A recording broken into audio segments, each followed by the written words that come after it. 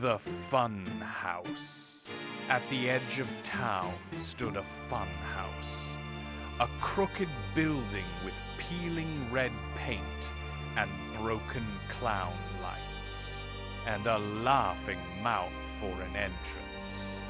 People went in, some came out screaming, and some never came out at all. Beside it stood Marrow's wax museum, famous for 10 horrifying attractions. There was Jack the Ripper, the serial killer who terrorized the District of London. Adolf Hitler was a dictator of Nazi Germany. He started World War II. Elizabeth Bathory. She became known for torturing and killing young women. Hannibal Lecter, the serial killer who became one of the most iconic villains in horror. Charles Manson, the cult leader known for a series of brutal murders in California. Genghis Khan.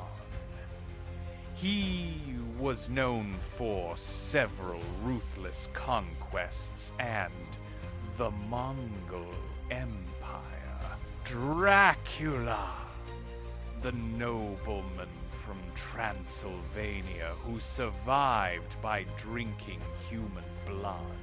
Frankenstein. Victor Frankenstein discovered the secret of life by assembling dead body parts. The Mummy, the horror figure based on ancient Egyptian burial practices and cursed tombs. And the werewolf, the human that transformed into a wolf-like monster during a full moon. The statues looked too real. Their eyes seemed wet. Their skin had pores. Their hands looked like they had once begged for help. Detective Elias Crow was sent to investigate. A boy named Tommy Vale disappeared.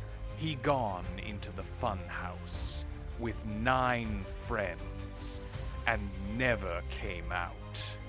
Weeks passed, and Tommy's parents became worried. Never stopped wondering where he was. What happened? That night, 10 teenagers had entered the funhouse on a dare. They all thought Tommy was hiding. Inside, the walls breathed with warm air. Mirrors stretched their bodies into monsters. Floorboards tilted. Clown heads whispered their names through hidden speakers. Then Tommy stepped through a curtain labeled "The Final Love." The curtain dropped behind him. His friends heard him shout once. Then a grinding sound. Then silence. They searched for him, but the new manager, Mr. Hale, told them, "Kids get scared. He probably ran home." But Detective Crow noticed something strange. Mr. Hale's hands trembled when he said the old manager's name. Victor Marrow. Everyone believed Victor died 10 years ago in a fire. The same year his daughter disappeared. Weeks later, the teenagers visited the Wax Museum. They wanted to scare themselves. They found more than fear. In the back room, beside Dracula and the werewolf, stood a brand new figure of Jack the Ripper. One girl screamed because beneath the wax was Tommy's face. His freckles, his crooked front tooth, and his friendship bracelet still half hidden under the wax sleeve. Detective Crow arrived that night and stared at the statue. The wax smelled fresh. Underneath it, something else smelled worse. He touched the figure's hand. It was cold, but not hollow. Crow broke into the funhouse after midnight. Behind the mirrors, he found secret passages. Behind the clown mouths, he found cameras. Behind the spinning tunnel, he found scratches in the wall. Tiny, desperate messages saying, "Help me. He is still here. The wax burns. Don't let him choose your face." Each room was built to break people. The mirror maze trapped victims until they became dizzy and weak. The spinning tunnel opened into a hidden chute.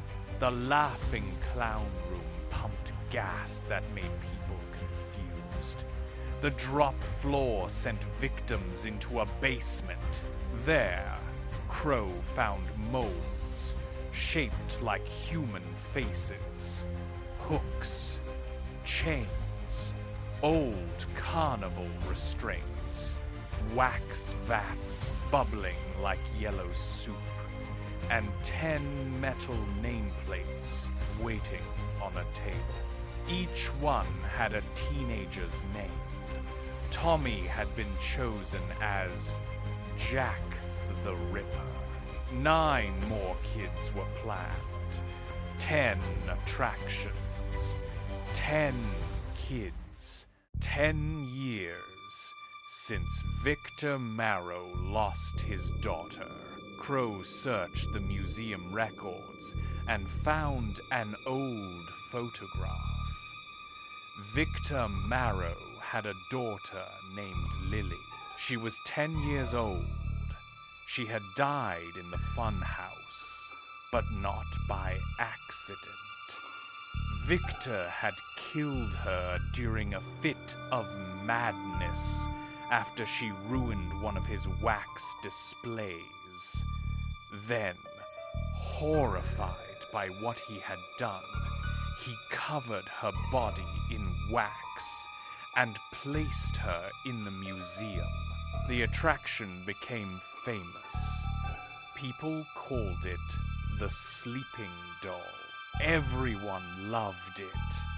Everyone stared at it. Victor realized something terrible.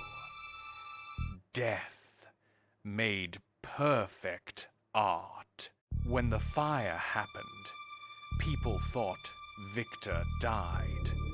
But Crow found the truth. Victor had survived.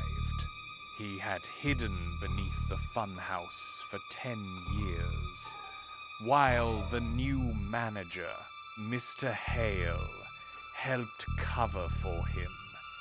Mr. Hale was not innocent. He was Victor's son. Crow returned to the museum with officers, but the lights went out. The doors locked. The wax figures seemed to move in the dark. The teenagers were trapped inside too, lured back by fake messages from Tommy's phone. One by one, the displays opened, Behind Hitler's wax coat was a hidden blade trap. Behind Dracula's coffin was a breathing tube leading to the basement. Behind Frankenstein's platform were electric restraints. Behind the mummy's tomb were bandages soaked in wax. Victor Marrow appeared, wearing a cracked clown mask. He was old, pale, and thin, but his eyes were alive with madness.